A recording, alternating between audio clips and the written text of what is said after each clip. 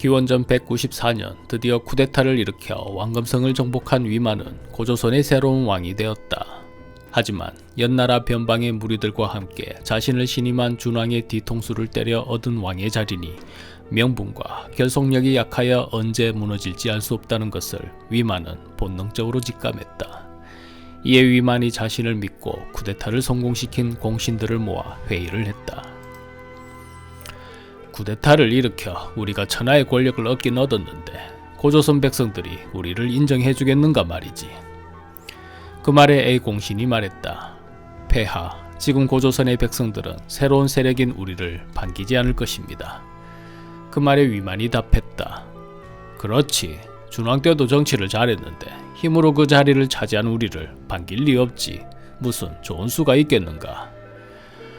새로운 나라를 빼앗아 그 나라를 복속시킬 방법으로는 두 가지가 있사옵니다. 말해보라, 그 두 가지 방법. 첫 번째 방법으로는 바로 공포정치를 하시는 것입니다. 아예 불만의 불자도 입 밖으로 나오지 못하게 강력한 힘으로 기선제압을 하고 굴복하지 않는 자는 모조리 도륙하시어 폐하가 두려운 존재이며 복종해야 되는 존재로 각인시켜주는 방법입니다.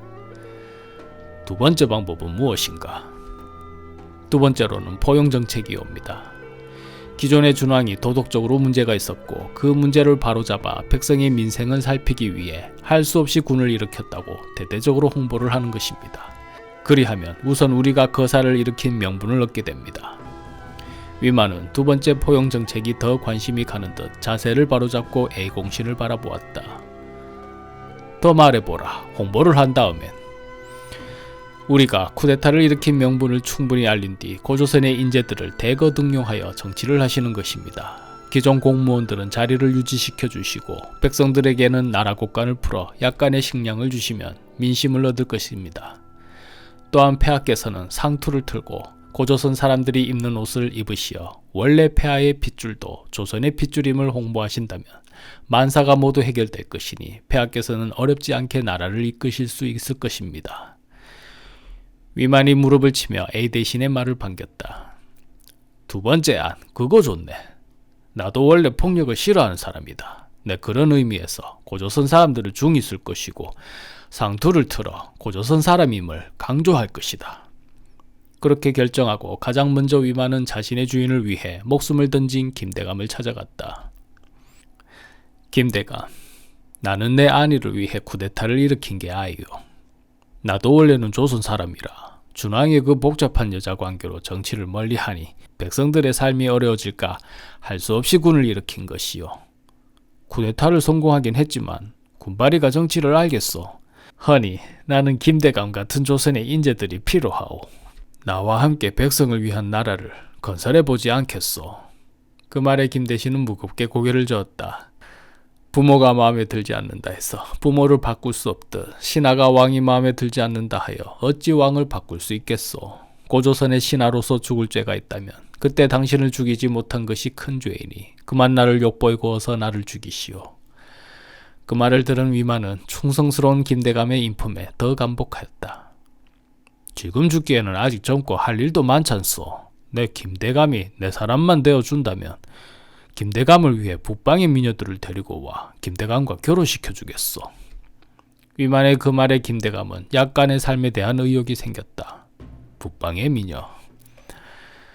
그렇소. 내가 연나라 장군 출신 아이요. 김대감은 잘 모르겠지만 이 북쪽 지역 아가씨들이 고기도 많이 먹고 운동도 많이 하는 터에 키가 크고 몸매는 날씬한 데다 피부는 배꼽같이 희고 깨끗하다 아이요. 나도 겪어봐서 알지만 이들과 함께 밤을 지샌다면 쌍코피는 기본이요. 그 말에 김대감이 고개를 떨구며 괴로워했다. 아, 의리를 버리고 어찌 새로운 왕을 모시겠습니까? 그러나 한참을 그렇게 괴로워하던 김대감이 고개를 들고 이야기했다. 왕에 대한 의리는 작은 것이나 백성을 위한 마음은 큰 일이니 내 어찌 작은 것에 연연하여 큰 것을 버리겠소. 백성들을 위해 내 위만님의 의견에 따르겠나이다. 그런데 위만은 김대감의 그런데라는 조건에 마음을 졸이며 다음 말을 기다렸다. 나는 얼굴은 귀여운 스타일이 좋습니다. 그렇게 김대감을 비롯한 고조선의 인재를 널리 등용한 위만은 나라의 이름도 그대로 계승하여 조선이라 하였다. 백성들에게는 나라 곳간에 비축해둔 쌀을 풀어 인심을 얻으니 위만의 나라 고조선도 금세 자리를 잡았다.